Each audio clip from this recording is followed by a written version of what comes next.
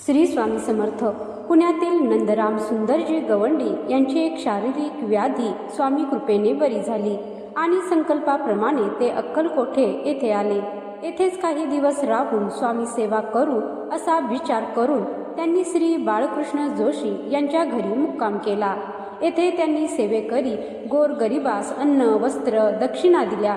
नंदराम नित्य नियमाने शंकराच्या मंदिरात जाऊन सोमवार व्रत करीत असत आणि एके दिवशी नंदराम श्री जोशी यांना घेऊन मल्लिकार्जुनाच्या दर्शनास आले. त्यावेळेला स्वामी महाराज मंदिराच्या बाहेरील ओट्यावर बसले होते. नंदराम व जोशी आले तेव्हा, अरे आम्ही शंकर नाही, जा त्या दगडाच्या देवाकडे, असे स्वामी बोलले. परंतु स्वामींचे हे बोलणे ऐकून दोघांना काहीही समजले नाही आणि लागलीच मंदिराच्या गाभाऱ्यात दर्शनासाठी ते गेले.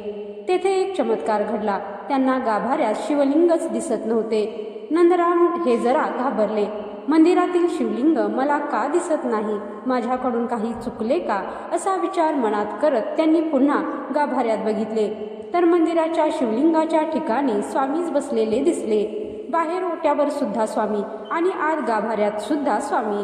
हा चमत्कार बघताच दोघेही आश्चर्याने थक्क झाले.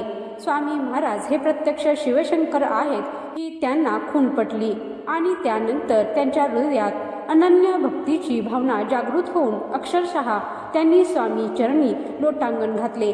त्यामुळे मंडळी, आपण स्वामींना प्रार्थना करूया की हे समर्था, मूळ शिवस्वरूप तूच आहेस, तूच माझा भोळा शंकर आहेस, तुझे अस्तित्व चराचरात आहे. हे स्वामी शंकरा, आमचे अज्ञान दूर कर आणि तुझे सेवा करून घे. धन्यवाद. जय श्री स्वामी समर्थ.